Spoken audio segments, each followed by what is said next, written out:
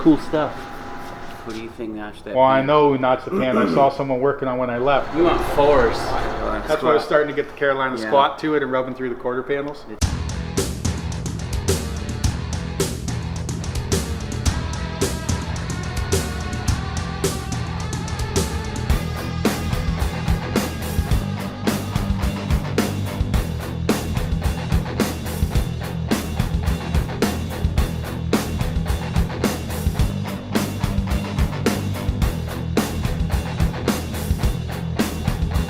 Ladies and gentlemen, you just witnessed history. How about that?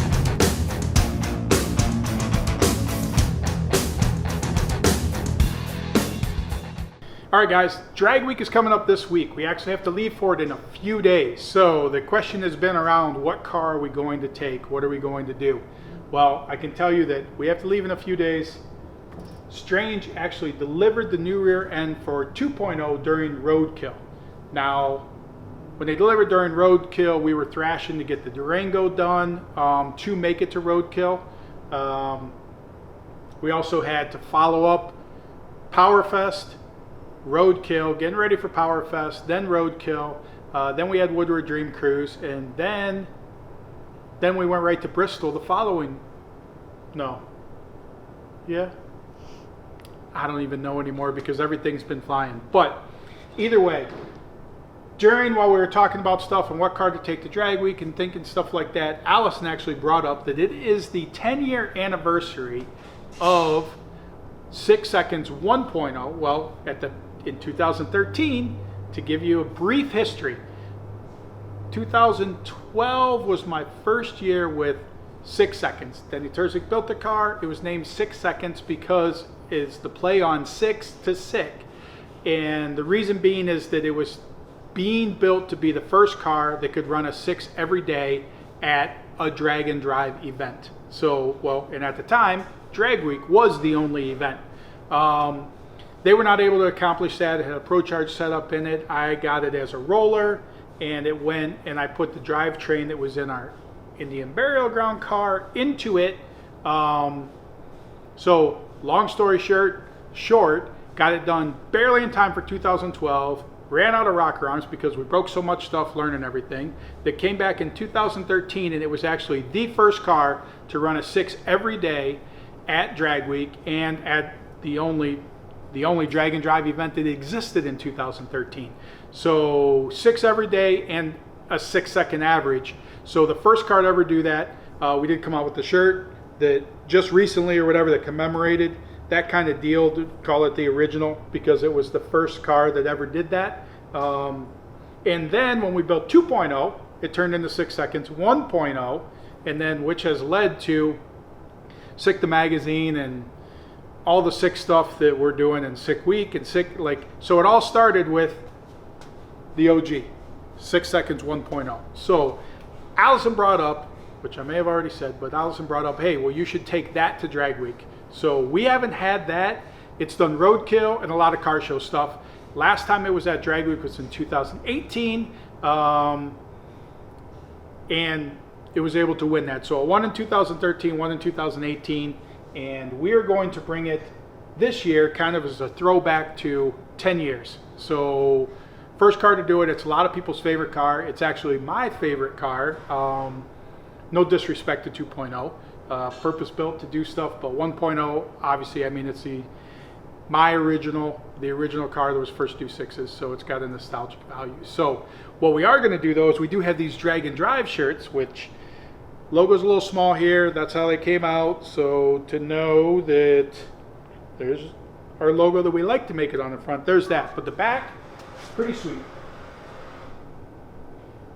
Garrett came up with another rockin' design for the drag and drive. So we are going to give you one of these shirts. You go get one of the 6 Seconds 1.0 shirts, and we will throw in the exact same size of the shirt, of a drag and drive shirt, and get that out to you. So we are doing that for this weekend only to celebrate that 1.0 is coming back. It's going to be there at Drag Week. Hopefully, when we get you into all the stuff that we're going through with it, it would have been a lot easier to get this in there than the work that has gone in to get 1.0 back to ready to do an endurance style drag race like Drag Week. So, but we'll get you through that stuff.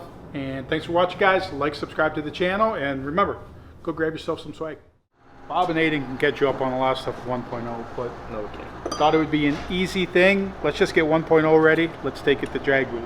Aiden was going through, pulled the valve covers off. We're just going to check the valve springs, and we had one with 60 thou of lash. So first we thought it was a kill the lifter. So Aiden pulled the intake off this morning, the volley out, pulled the lifter out. Well, then we pulled, then I pulled all the rockers off and put a straight edge, which I will show you across the exhaust valves.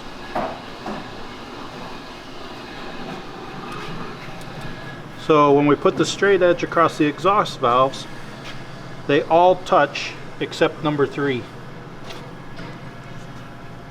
So, not sure if you can see that, but that is that. And then if you look on this side, you can see that number 3 is up. So what we don't know is whether it's pushing the valve seat out, or is that valve somehow bent. I mean, this thing drove, brought it over here. Not easy. Let's just do a once over on everything. There's a couple changes we wanted to make with it. Bob will take you through what he's making, because that's a whole different thing that he had to go through old pictures and everything. But either way, I'm gonna hit the road. Bob will tell you about what he's doing. Aiden will tell you all the other stuff they did, and they'll catch you up on all the minor maintenance items that ended up having to happen to get this thing ready to go. So I am off to Steve's though, so that we can hopefully turn this thing around and get this back tonight, tomorrow, because it is Tuesday. We leave Friday. We were supposed to test tomorrow, and that's not happening, but there you go. You're not pulling an all-nighter so you can go test them, dude? It's testing. How are you gonna run a 5 if you don't go test them? We want 4s. Okay, you're asking me now what I'm doing. New lower shock mounts. So I've machined 4 identical plates to bolt down there to the housing, because take a gander down underneath there and see how them things are all bent down. And it's kind of a terrible design because it's a little bit too thin here. And then when he goes and puts a trailer on the back, it's loading the shit out of those brackets right there, and over however long this car's been going, it's beat them down. So I made new chromoly ones out of 190 thousandths moly, plus integrated the shock sensor tabs to them and increased the diameter of this radius. Instead of it being square where it's real thin and fragile, it's a much larger piece to hold the weight better, distribute the weight better. So that, and then I did new wastegates, rebuilt the old wastegates, which are hiding there, and the exhaust out of the wastegates is now not in the exhaust system that went under the car. It is external. So if you, well, you can't see that side because Aiden took it off, but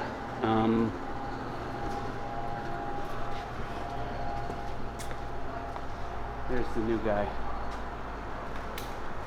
And there's where it used to go. It was here. So, new stuff. Hopefully it works. Aiden, tell him what you're doing. Building engine from the ground up. From the ground up, brother. Yeah. So he brought it here, and we knew it needed fuel lines. And that was it on the list, right, Bob? Well, it was fuel lines And tires. new brakes and tires. That was our whole list as of And then the list has increased immensely. last week. That was the list, Monday or something. Well, we had the little list there, but I did tear it off. And then it turned into new oil pump, new bypass. Bob did stuff that he explained. I don't know, transpuke tank. I don't even know. Tires. New belts. Belts. New pulleys on the belt or on the oil system, or oil pump. Rebuild the engine. Now found another bump in the road with the one valve spring, and here we are. And he's off. He should be to Steve's in what, half hour?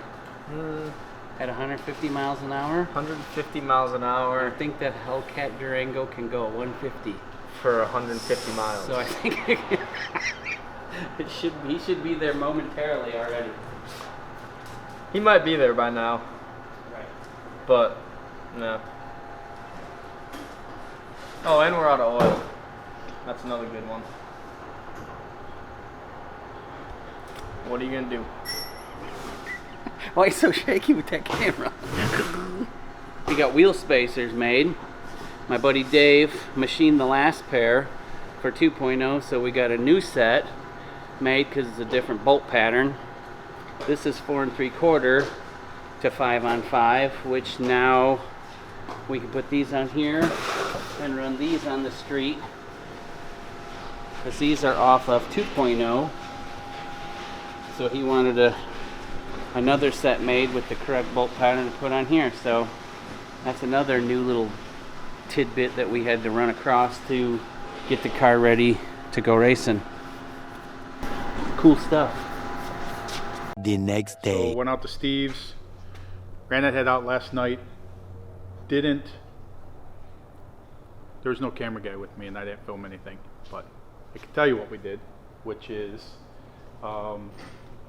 showed you the problem, which you probably saw right before this, but that was yesterday. Now we're into today. So got back late last night with it, and literally what it was is the valve had a deposit on it that was keeping it from closing all the way. So it just didn't close all the way. These valves, if B zooms in, kind of like you can see, there's like the valve gets bigger right here. This is one of the used valves that whatever is a spare, which we cleaned this one up too, but the deposit, and B will try and get in there with the camera to, Bobby, can I use that little flashlight? B will try and get in there with the camera to see, but this one we didn't clean, and nope, you got to go this way, like the flashlight shining on it, but there's a deposit on that stem here that goes right to where it goes into the guide. So that has deposit. This one, if he's able to show it, this one we cleaned up. This one was sticking a little bit, cleaned it up. This one still has deposit on it. What we did years ago in 2.0 is we would have the same thing where we'd get up in the morning and the valves would be stuck, because the guides, you run the guides basically as tight as you can, because what you don't want is the valve to have a bunch of room to flop around. So you want it to be semi-tight. And what would happen is all day car's perfectly fine, but then it would sit overnight. You get up the next morning, you'd start, it'd be running like crap because valves are partially stuck open. So we have a decent amount of clearance, so the fact that the valve's partially stuck open is not hitting the pistons or anything like that, because we have valve to piston clearance there. But and as soon as it would get a low heat in it, then everything would fix itself. So we actually started using, showing the bottle, but we started using VP, the M2, which is a top end lube, and then the methanol, we usually put top end lube in it because methanol is so dry, it dries everything out. So you try to always put top end lube into it. So with the with it, we were running that on the street. I think 2019 we started doing it to where literally one morning, valve stuck, everything done. We run that the M2 is a fuel treatment for the street driving. Put it in a whatever proportion, and literally the next day, none of the valves were sticky. So we're going to go that route with this, because the other head isn't coming off. I mean, this has been together for years like this, so tons of street miles with it, with call it just the buildup from the crappy pump gas is probably the best that can call it, is what that is. So going to try and run that top end lube, see if that corrects it. But either way, we end up good. That literally just clean the valve up, put the valve back in, put the spring back on. Everything's good. Aiden went to go get sealant, so we're going to get that head back on there and work on continuing to get ready for drag week. So it's Wednesday. We were supposed to test today. That's not going to happen. So I got to see if there's anywhere that we can test tomorrow if we get this thing up and running. But that is the cylinder head, which you can see the buildup on the valves here that we didn't clean too, just on the end of the valves. But that's what I got. What do you got, Bobby? Nothing. Bobby's got nothing. I got nothing. So I see you got your brackets on there. Yeah. So That would raise the car another inch. another inch. So I loosened the springs an inch so we can start. Why, you did put it next to it and it was an inch It's difference? an inch. Yes, it is. Gotcha. Yes, sir. So that's why I was starting to get that, what do you call it? North Carolina? Sag or whatever. No, Yeah. Carolina squat? Carolina That's why I was squat. starting to get the Carolina Yeah. squat to it and rubbing through the quarter panels. It did. But not to mention that, like, on those brackets, which you probably showed him yesterday, the old brackets and all that stuff. Well, he was talking to you about what you were doing when I was leaving. You didn't show him the old stuff? Who? Compared to the new Brian? stuff? Yeah, The I guy don't with know. the camera. I don't know. But the old ones are. I didn't compare them. Well, you got an inch. How'd you not get a comparison? No. To him, Oh. I didn't show him that. Here's the old brackets where they have bent in this area. But we looked at old pictures, and they used to be like this, a perfect 90. So, where's your protractor? My protractor. Yeah. So Let's just say that that's now a. If it gets bigger, so let's say that's a 110, if we were to guess. So, shock mounts here.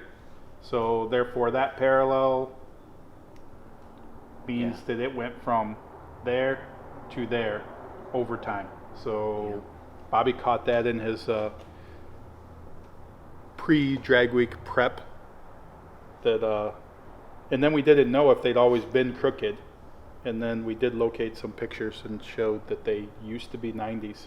right. So I kind of argued the fact that nobody would make a bracket that was like that. hey, you never know. Aye. They could have said, hey, at 110 degrees is This going to is be perfect. the perfect setup for what Perfect we're doing. setup. So. We got it.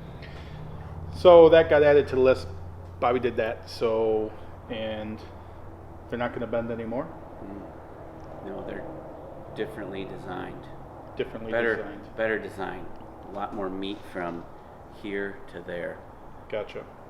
So they do come with a warranty. They do. Yeah. How long? 5 or 50. 5 feet or 50 miles? Or That's it. Yep. But either way, that's that. And literally, what was supposed to be just replace some fuel lines, freshen it up, get ready to go, has turned into a big deal because Total restoration. because the waste gates and everything you showed him the waste gates. Yeah, waste gates, yeah. So waste gates, fuel lines. Now we got to get heads back on it. Made a change to the boost controller, oil pump. So and are you gonna fix that pan? Whoever notched the pan. Who do you think notched that? Well, I pan? know who notched the pan. I saw someone working on when I left, but it was up in the air when I came in this morning, and I'm like, this It's not isn't gonna hold technically a anything. pan No, anymore. it's- This is technically a plate. It's now what you would bake. I don't know. Yeah, like a cookie tray or a it's- cookie It's cookie like sheet. a cookie. It's like a sheet cookie now. sheet. Yeah. So that has maybe zero I can do containment. something That with has zero containment value. That's kind of currently. what I said. So I thought you measure twice, cut once. There was no measuring. Yeah, you just cut twice, I think and then he looked at it after and said, maybe I Maybe. should have measured. maybe we made So- both sides the same though. Yeah, they do match. That's Right. I'm like, oh, well, maybe he learned from this side and that side's better. No, But we'll fix it. So that's what we have, the Thrash, which it is Wednesday. We need to leave in 2 days to go to drag week with a car that hasn't been a quarter mile in over 2 years and hasn't done anything except roadkill and a whole bunch of street miles. So we will see.